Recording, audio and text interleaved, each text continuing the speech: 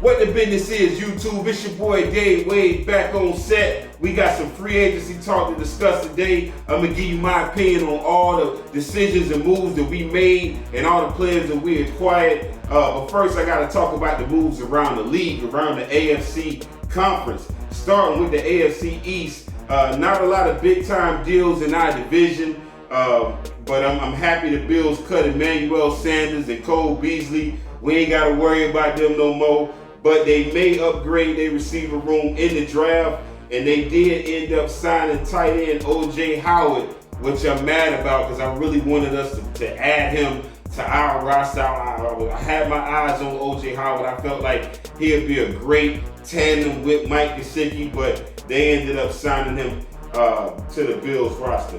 Notable cuts and moves from the Patriots. They cut Brandon Bolden, Jacob Johnson, Shaq Mason, Ted Karras. Seemed like Ted Karras just keep getting cut. You know, they cut him twice. He ended up coming to the Dolphins. We cut him, and now he's with the Bengals. Chase Winovich, he got traded to the Browns. Juwan Bentley, he's gone. Jamie Collins is gone. Dante Hightower is gone. Kyle Van Noy is another one who keeps getting cut. And see, you know, a lot of the fans was mad because we cut Ted Karras and we cut Kyle Van Noy and we cut Eric Flowers. They all got cut again by other teams. So, you know, look at how we was able to maximize them on this roster. They went to other teams and really didn't play that well. They played pretty decent with us, but obviously Flores saw that we needed to upgrade at those positions. Chris Greer saw that we needed to upgrade as well and go younger, and they actually made a good decision, as you can see. J.C. Jackson is on the Chargers. That's going to be ugly. They defense already got, Derwin James on there, and now they got J.C. Jackson. They bolstering that defense. You know, Brandon Staley's really doing everything he can to try to get them over the hump and be able to compete. And we're going to talk about the AFC West in a minute.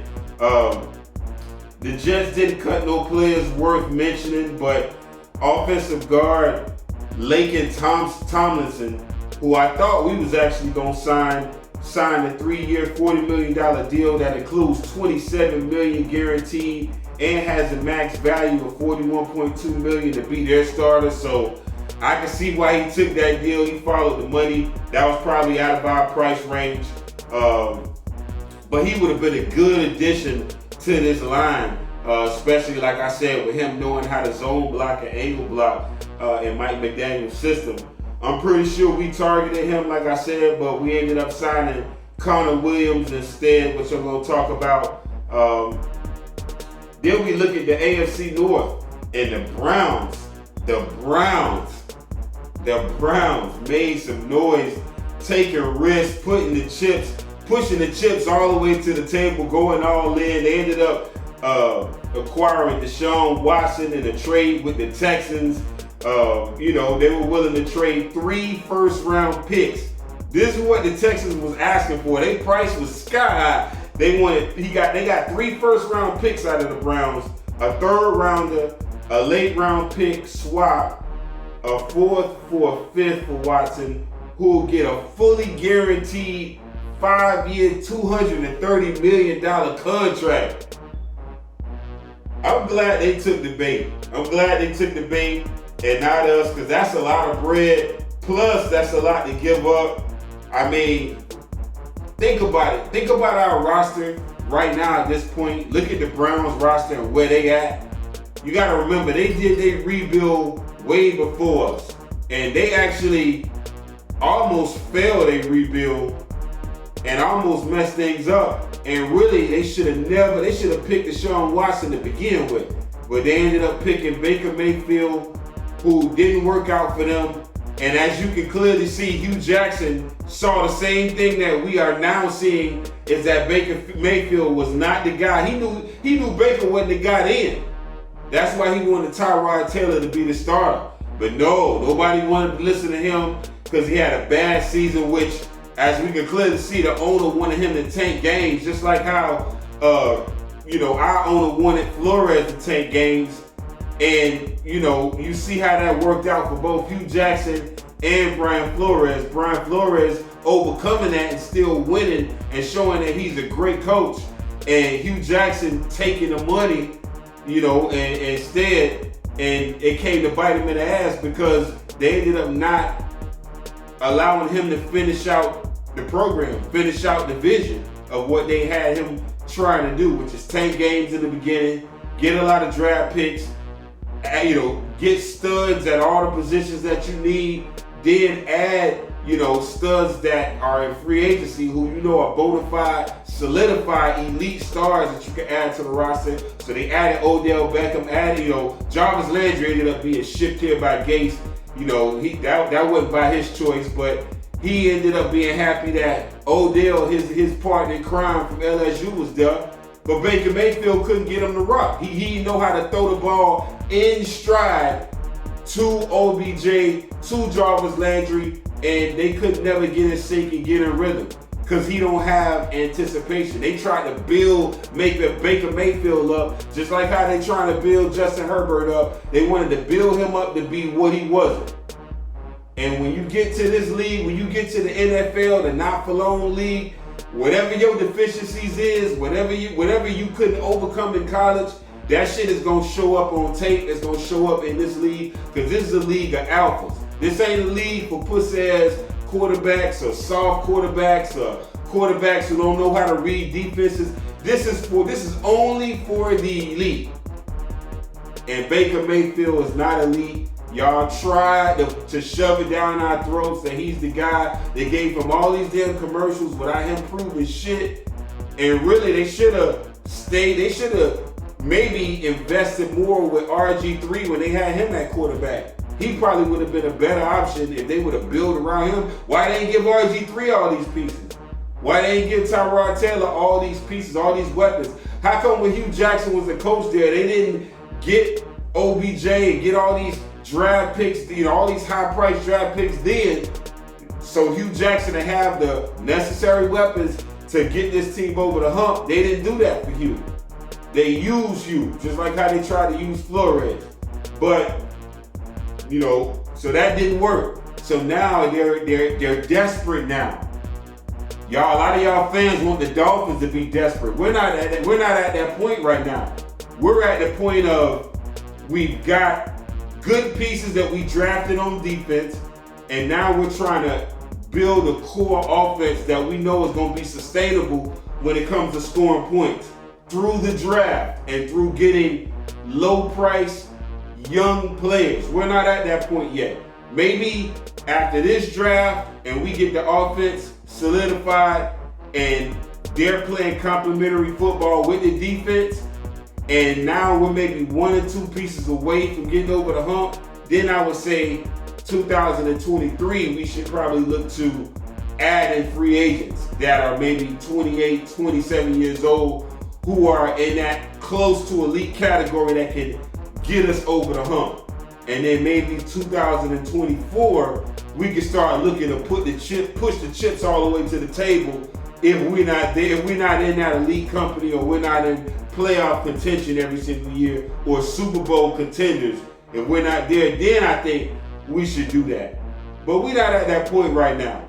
So we shouldn't be trying to spend all this money on a quarterback who might be slightly better than Tua, or maybe a little bit better than Tua, maybe 2 or 3 games more better than Tua, which I don't even think he's Tua. He may be 2 games better than Tua, possibly. And that's all on, we can really only decide that next year. Because if you look at this schedule, this year Tua get a chance to answer a lot of questions. Because now that Deshaun Watson's with the Browns, if you look at our schedule, we play the Browns. So we'll get a chance to see Tua versus Deshaun Watson.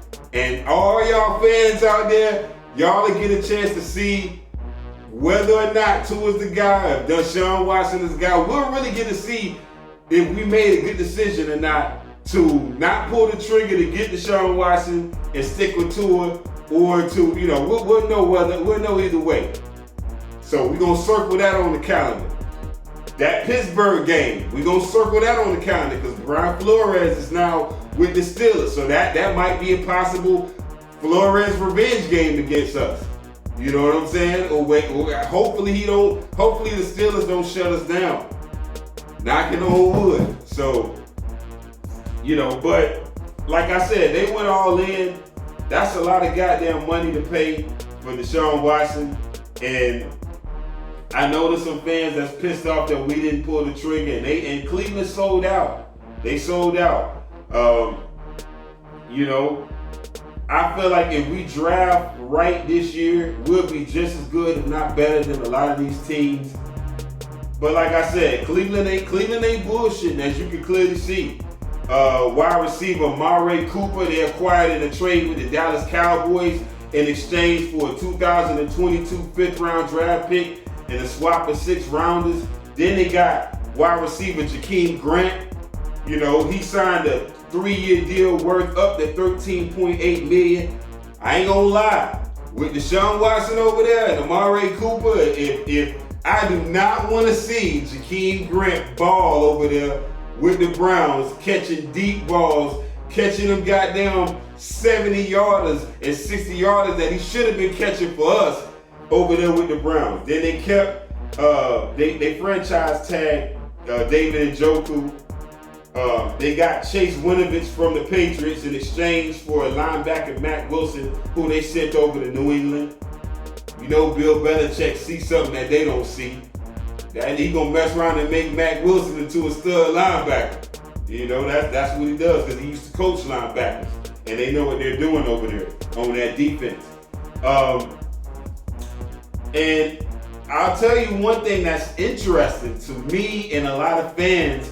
Maybe some of the fans, I don't know if y'all noticed, and I didn't see this coming, but Jarvis Landry got cut, and he's looking for a new team.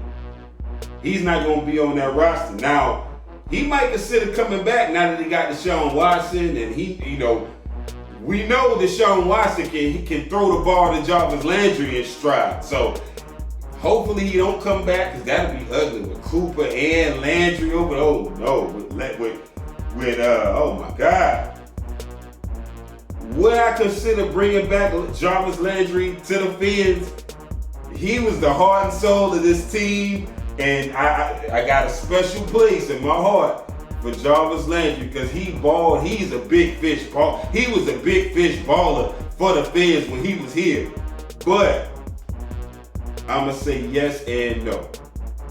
Yes and no, because as good as Jarvis Landry is, and he would fit well in this West Coast scheme, and he could, I could see Mike McDaniel using him the same way that he used Deebo Samuels with the 49ers. He could do all of the same things. And Jarvis Landry can make a miss. He was making a miss here with the Fins, taking that shit the distance. You know what I'm saying? Doing the fireman slide down the post, the goal post. I can see it already, man. I can see him here. With Waddle. That'd be But the thing with Jarvis Landry is he's a target hog. If y'all look at how he plays, you look at when he was here, he's a target hog. He was a target hog for Devontae Parker, because he's going to get open and you're going to want to throw him the ball. Tua's going to want to throw him the ball. And I think if we had him in the slot, he would be perfect in the slot. Waddle on the outside, another burner on the outside with Jarvis Landry in the slot. That'll be deadly. I would consider it, but he is a target hog, and I don't want him to hog up targets for our burners on the outside, because Jarvis is gonna get open. He's gonna get open. You're gonna want to get him the ball, and I don't want us to throw the ball too quick to him and neglect the deep shots down the field. Because for some reason with Landry, the quarterback will automatically develop timing with him, and he'll not have timing with the other receivers. I think Tannehill went through that. I think maybe Baker Mayfield went through that, and that's why he wasn't able to get the ball to OBJ. I'm not going to blame Jarvis Landry solely for that. That's really Baker not being able to read the defense, not being able to have great anticipation. I think Tua has better anticipation than Baker Mayfield. You got certain quarterbacks that come into the league And it just seemed like the receivers got to be wide open for them to throw them the ball. I think, believe it or not, as great as y'all think Justin Herbert is, I think that's his problem. And I think if defenses key up on that and notice that he's like that, they'll get a lot more interceptions because he got a rocket arm. And if you look at how Justin Herbert throw the ball, it's, you know what I'm saying? Once it come out now, it's strong. But Tua and Marino, they got that twitch. Herbert don't have that twitch. And so he's great throwing the ball deep, but he's not good in the West Coast offense. He wouldn't be good on timing routes to receivers to hit him in stride. That's why, if you notice, his deep shots are great, but his intermediate, with his real short passing game, intermediate is pretty good, but his short passing game, sometimes he throws the ball behind the receivers, or he throws it to the receivers where he can put them in danger to get their motherfucking clock clean. So I think that you got it. That all that matters, even on Madden, on the game, if you play Madden, the quarterbacks, you got to know how to throw at them. They all got different arm angles and arm releases and different rotation in the way that they throw the ball. And that matters in what kind of offense you want them to be in. I would not consider us, I don't want to hear none of y'all saying we should try to look at Baker Mayfield as a replacement for Tua. Y'all can get the fuck out of here with that. So, moving along, the Steelers added Mitch Trubisky and Miles Jack. I thought that was interesting. They're going to need a quarterback, so they may look for one in the draft.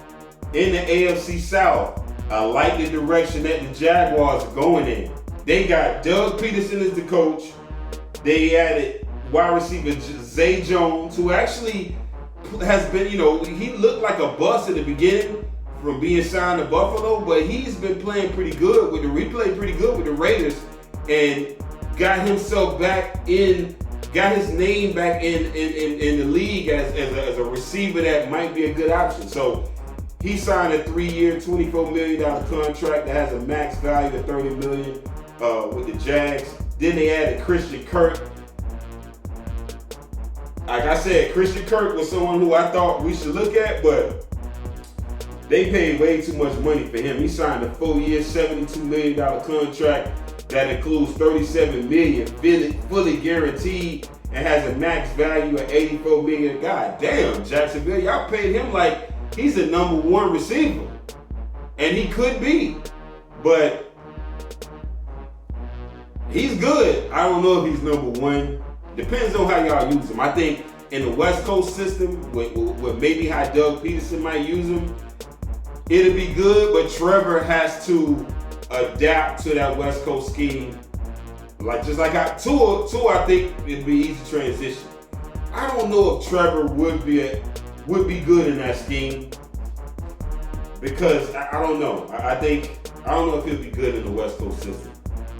Judging from what I seen last year, Bevel couldn't really get the most out of him, and he's going to be on our coaching staff this year. I don't know, but I like the direction of I like what y'all are doing, Jacksonville. Cam Robinson got the franchise tag. He's a good young old tackle. Y'all signed Brandon Sheriff, and I know a lot of Dolphin fans wanted us. Y'all are so hell bent on us getting any named offensive line player on our O-line. So I'm pretty sure y'all wanted us to get Brandon Sheriff, but I would have never paid the money that Jacksonville paid. They signed him to a 3-year, $49.5 million deal. That includes $30 million fully guaranteed and $33 million in the first 2 years. And yeah, I know he's a vet, he's solidified, but you got a young roster that you're building. At some point, you just can't avoid teaching the young O-line how to block. It'll be worth it in the end because you gotta look at it like this. Austin Jackson, right now, he's playing left guard for us. Is he struggling at times? Yes. But the man, we drafted him, he was 20 years old. He'll be 21, I think, this year. Why give up on him so fast and add a vet to replace him. Now he gonna lose confidence. Now he gotta sit behind his vet, and I get it. He can sit behind Brandon Sheriff and learn, but I think you learn better by making mistakes. I don't think he made, believe it or not, if y'all watch the tape, I don't think he made as bad of mistakes as y'all think he did. I think Jesse Davis is the one that got to a sack. He's the one that didn't block. He's the vet who didn't block on his assignment and got to a sack, not Austin Jackson. So I don't think we should add a vet. They got a good young O-line. You got a good young tackle in Cam Robinson. Draft a good offensive guard. You can get one in the draft. But they wanted to spend the money, so I get it. The AFC West became the AFC best with a lot of big news these last 2 weeks. All of those teams got significantly better. That division's going to be hard to win. That's going to be hard to win in. I mean, we're going to really get to see how good Herbert really is this upcoming season. You know, it's going to really prove, you know, who the best of the bunch in that division. They're going to beat each other up, and it's going to be interesting to watch. You know what I'm saying? I mean, we'll see. But we take a look at the Broncos. They acquired Russell Wilson in the trade from the Seattle Seahawks, along with a 4th-round pick, and they gave up 2 first-round picks, 2 second-rounders, a 5th-rounder, quarterback Drew Lock, tight end Noah Fant, and defensive tackle Shelby Harris, according to Ian Rappaport. Wide receiver Juju Smith signed a 1-year deal with a max value of $10.75 million with incentives to play for the Kansas City Chiefs. So he's going to replace Sammy Watkins.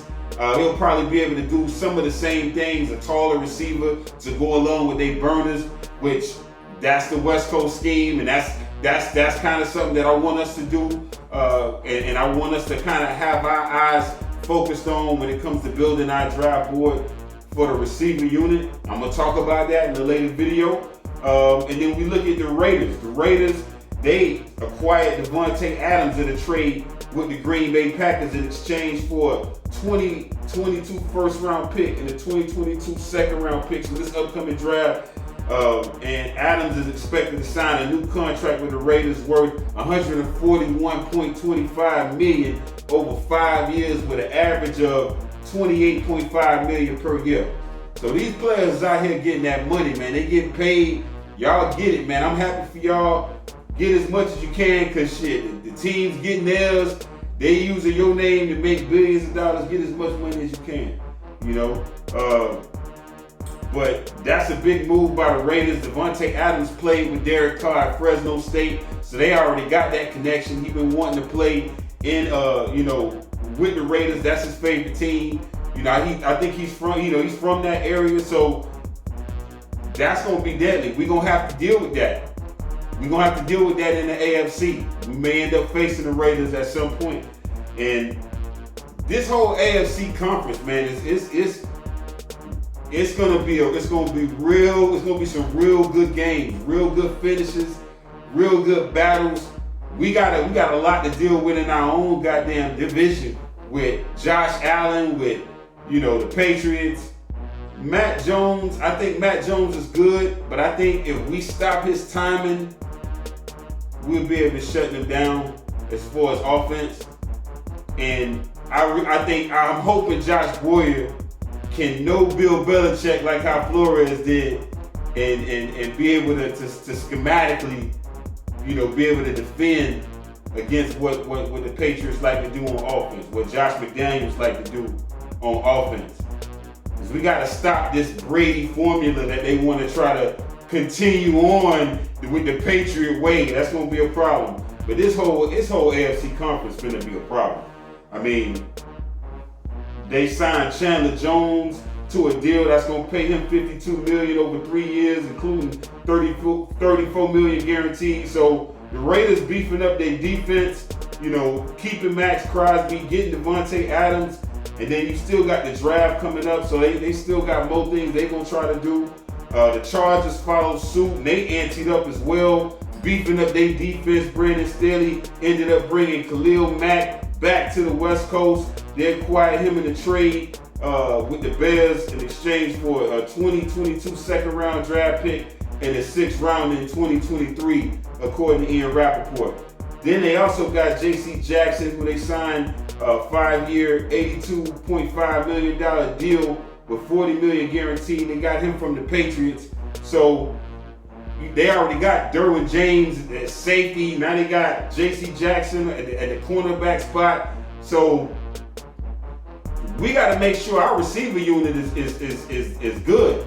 And I'm going to talk about what I think we need to do and how I think we need to approach the wide receiver unit in the next video. So y'all tap in, make sure and hit that like button, subscribe to the channel, click that notification bell so you can hear it first. And this next video that I'm gonna have after this is gonna be a real good one. So y'all make sure and tap in and watch that right after this one. But you know, the AFC West, we gonna have to beat these teams. But we got to build our team. Now that we see what they done did around the league and around our conference, I ain't gonna talk about the NFC, but the AFC, now that we have seen all the moves that's been made, we need to build our draft board accordingly. We need to build our strategy accordingly. Mike McDaniel, don't get too arrogant. You got to make sure you strategize based on what these teams have done and what they might try to do going forward. As for us, the players that we cut on the roster, we cut Jacoby Brissett, we cut Malcolm Brown, we cut Duke Johnson, we cut Philip Lindsay. I'm surprised we cut Duke Johnson. I felt like out of Myles Gaskin, Ahmed, he the best back out of those. I think Philip Lindsay's better than those two as well. Y'all done heard me talk about it in previous videos. I don't know how we chose to keep those two. Probably because, Chris Greer, the thing that I think Chris Greer might be a problem for him sometimes is he's so stuck on keeping his picks. And I get it, you want to get the most out of all your picks. But sometimes, man, you got to just face the facts. And the fact is, Duke Johnson and Lindsay is better than both of those backs that we drafted. I know you want to keep them and they cheaper, and I get it, Chris. If you can get Myles Gaskin to be starter level after getting him as a 7th round pick, that's a steal. I get it. But we cut him. Will Fuller we cut Albert Wilson, we cut Justin Coleman, we cut Jason McCourty, and we cut punter Michael Pilardi, which I'm shocked we cut Michael Pilardi. I thought he punted pretty good this year.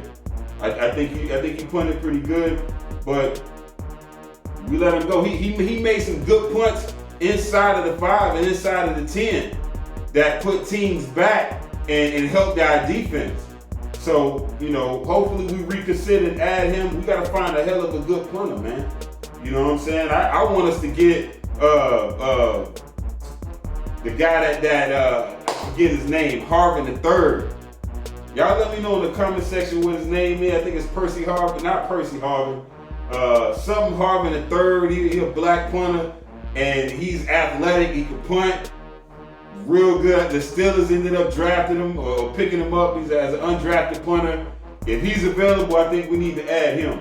Let's talk about the players we signed. We signed Teddy Bridgewater, 6'2", 215 pounds. He signed a 1-year, $6.5 million fully guaranteed deal that's worth up to $10 million with incentives. Bridgewater, he played in 73 NFL games, 63 starts for 4 different teams during his career. Got drafted by Minnesota in 2015. Spent 4 years there from 2014 to 2017. And then he got hurt. He had that knee injury. Didn't think he was going to make it. He came back and ended up, they didn't keep him. He ended up playing for New Orleans from 2018, 2019, and 1 year in Carolina, 1 year in Denver.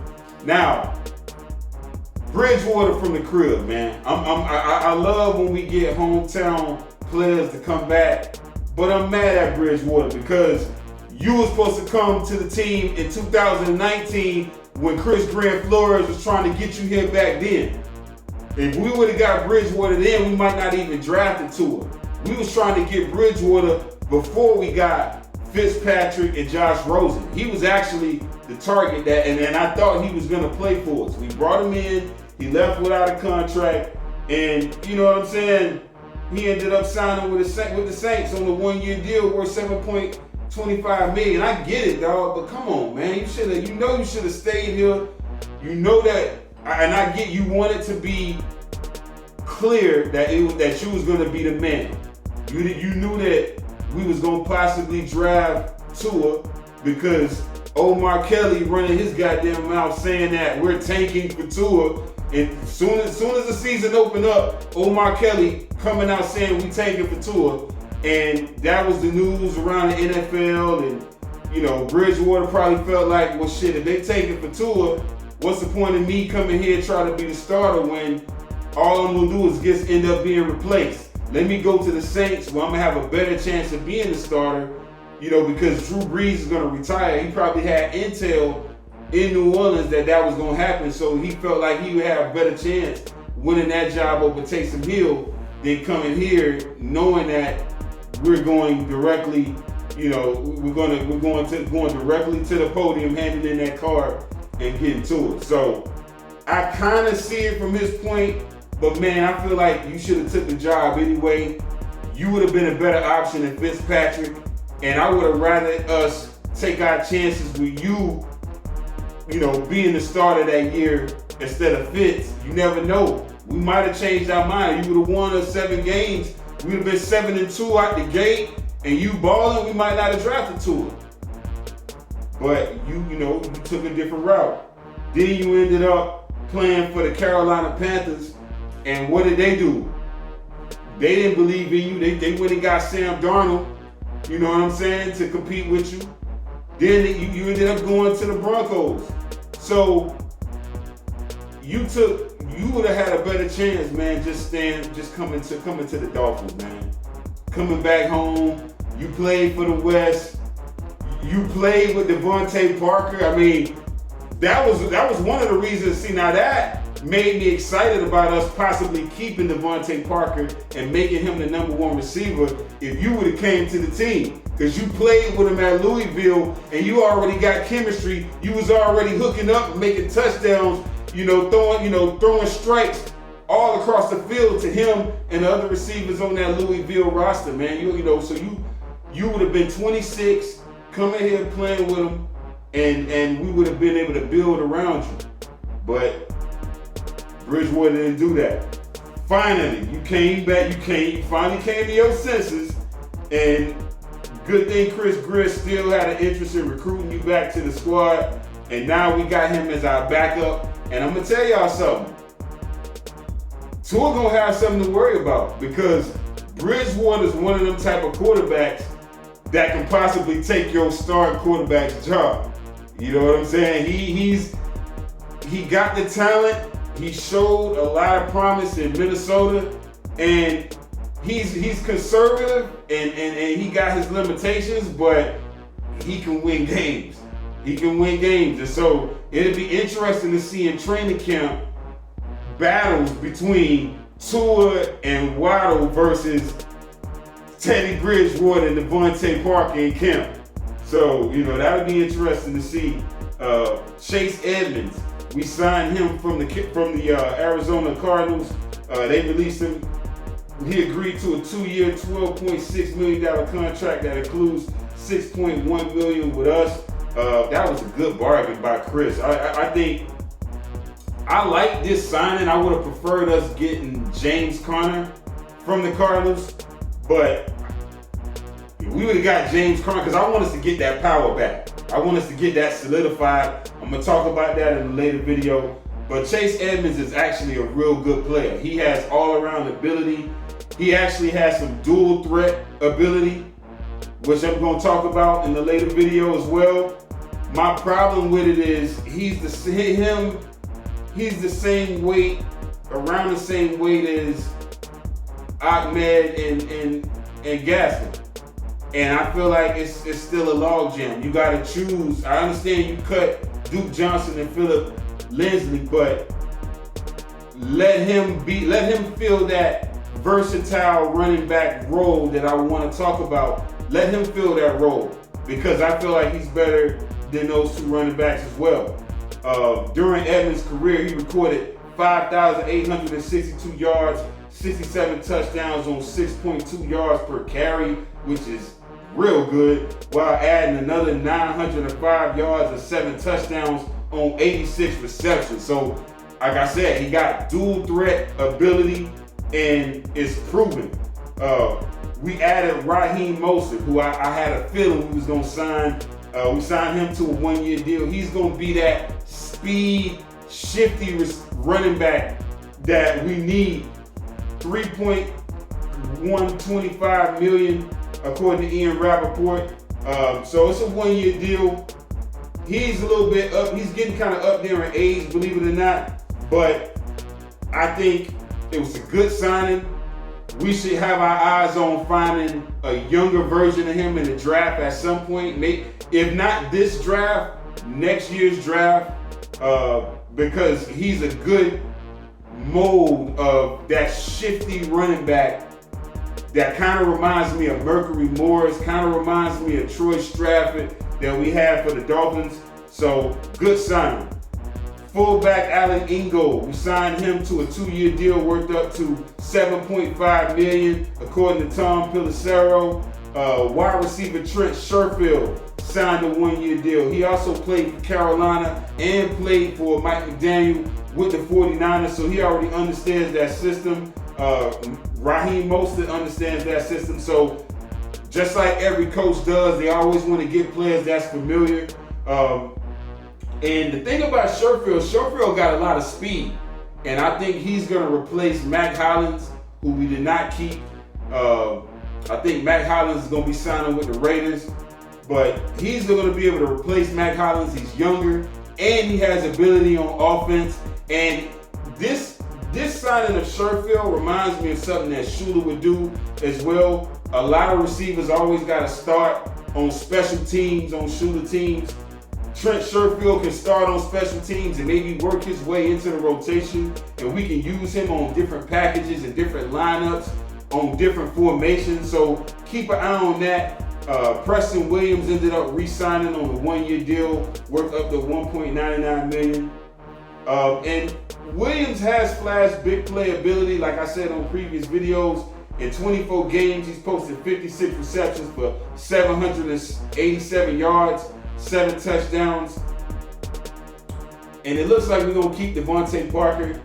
I get it, Chris, but like I said on previous videos, I don't think Preston Williams or Devontae Parker is a good fit. I feel like, if anything, Cedric Wilson, which we signed to a 3-year deal, $22.8 million deal that includes $12.75 million fully guaranteed. He's 6'2". I think now that we got him, we definitely don't need Devontae Parker and Preston Williams, because I think he actually he's a better fit in the West Coast system than those two, because he gets yards after catch. He got that pedigree. His dad played, in the NFL back in the days. So he already has that football pedigree. He already knows how to run routes because his dad taught him how to run routes. He learned it, playing for Boise. He's got that ability. And I think that he showed with the Cowboys on a roster that already had CeeDee Lamb, Amari Cooper, already had Michael Gallup. They already had three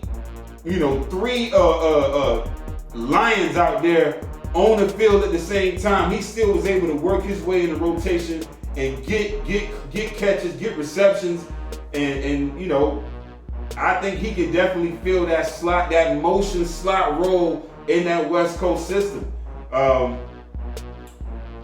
Wilson finished 9th in the NFL in receiving yards from the slot. So he can fill that slot role. Tied for 4th in touchdowns from that position, according to Pro Football Focus. He caught 73.8% of his targets thrown his way and had 9.9 yards per target, both of which were also ranked 9th across the league. So he was joined in the top 10 yards per target category by the likes of Deebo Samuel, Jamar Chase, and Cooper Kupp. So that might be the Deebo Samuel mock or clone that Mike McDaniel's looking for right there is Cedric Wilson. And he's also known for his separation. His average distance created between him and the nearest defender is 3.5 yards a clip last season, tied for 13th among wide receivers.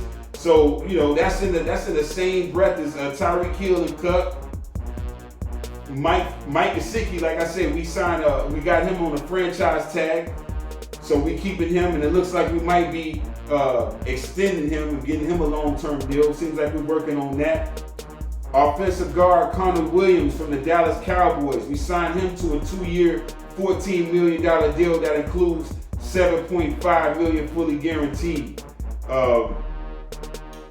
Then we got Emmanuel Ogbah. We re-signed him on a 4-year, $65.4 million deal that's going to pay him $32.7 million over the first 2 years. So we locked in Emmanuel Ogbah. And I'm going to tell y'all something, man. Through the history of the Fins, there's something about that number 91. Anytime we get a DN that wear that number, they always seem to be dominant. You think about Jeff Cross, you think about Cameron Wake. Now we got another 91, Emmanuel Ogbah. So he's going to be a big fish baller for the next few years. And I'm glad that we know that he's going to be the captain of that defense for years to come.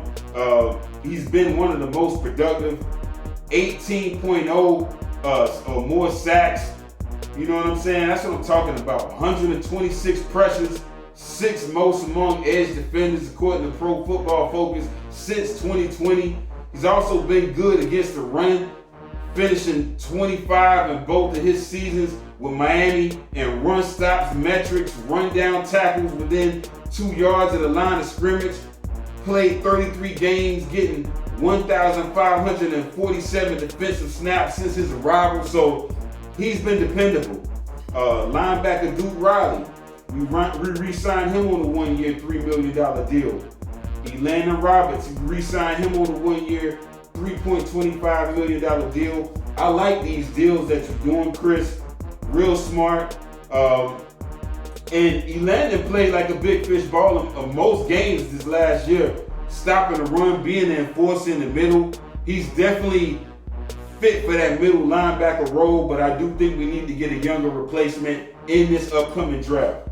Brennan Scarlett, he re-signed on a 1-year deal, and we've been trying to go after La'el Collins from the Dallas Cowboys. I believe we signed Connor Williams because we wanted him, and we also wanted Laken Tomlinson, but it looks like La'el Collins has been visiting other teams. He visited the Bengals, left without a contract, but still hasn't arranged for a visit with us.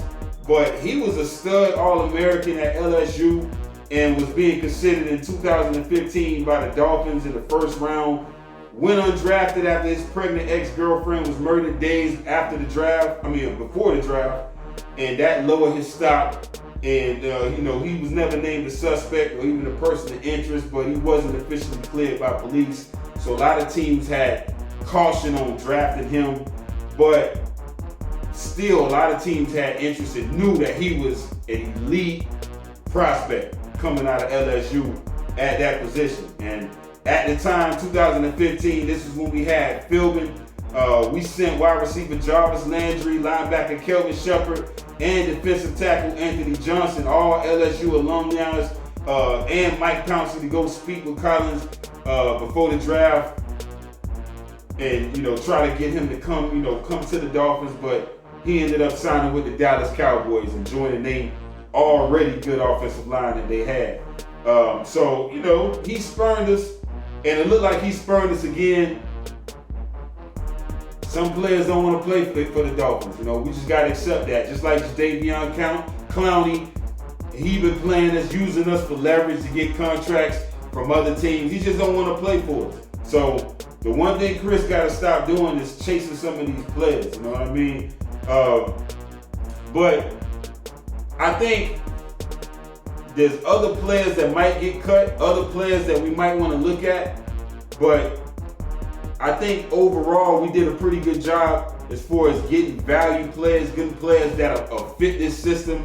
And the one trend that I'm noticing too is getting dual threat players. Like fullback Allen Ingold in high school, I think he played some quarterback as well. You know, so him and John Lovett at fullback have quarterback skill sets, you know, from college or from high school. And, you know, that's something that you got to keep an eye on. We can use them on a lot of trick plays, a lot of different packages. And I like the fact that Mike McDaniel was getting some of these dual threat players. Cedric Wilson, I think even he has some quarterback skill sets that he's been able to gain from high school playing quarterback. You know, so another weapon that we, you know, can have in our arsenal, in our toolbox against some of these teams. But y'all let me know what y'all think in the comment section. Let me know what y'all think about free agency around the league. I know I covered a lot. I wanted to make sure I cover this AFC conference. But, you know, give me y'all thoughts and y'all opinion. Make sure y'all subscribe to the channel. Till next time, signing off, TBFN.